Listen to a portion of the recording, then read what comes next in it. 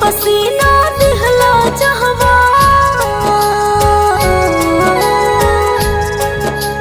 खून पसीना दिहला जहवा, ऊ जब काम नाई बटोहिया भाई का होई आई सन कमाई। बटोहिया भाई आगे लागोई सन कमाई। खून पसीना दिहला जहवा, ऊ जब काम न आई बटोहिया भाई का होई आई सन कमाई। बटोहिया भाई आगे लागोई सन कमाई।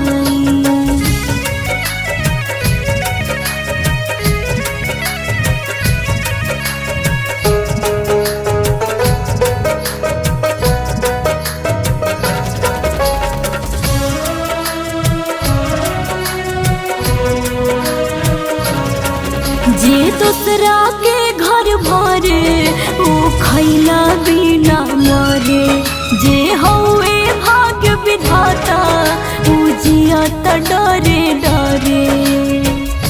जनता के भय से सिंहासन हिल जाला, गिर जाला ताज महाराज घबराला हो। कबो मजदूर मजबूर नाही होला हो, ओकरा रे डर से तकाल भी डराला हो।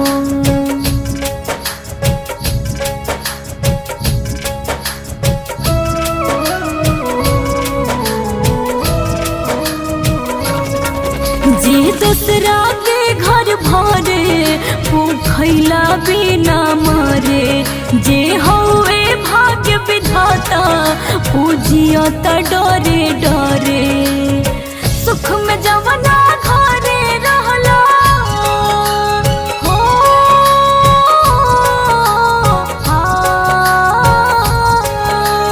सुख में जवना घरे रहला, दुख में दूर भगाई बटोहिया भाई का होई आई सन कमाई। बटोहिया भाई आगे लागो आई सन कमाई।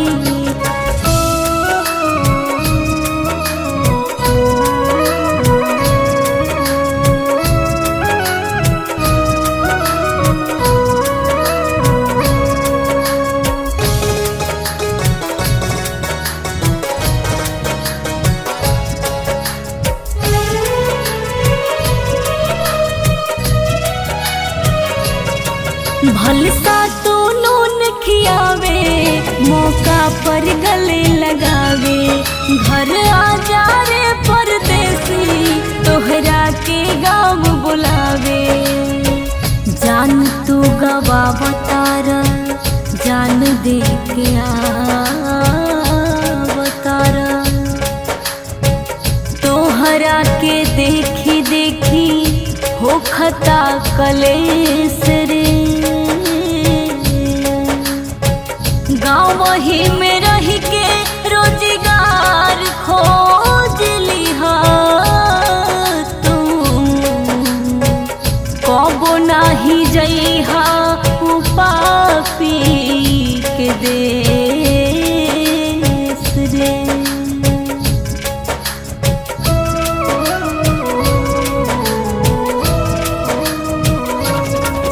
भले सा तो नून खियावे, मौका पर गले लगावे। घर आ जा रे परदेसी तोहरा के गाँव बुलावे। मड़ई में तो चैन से सुतिहा,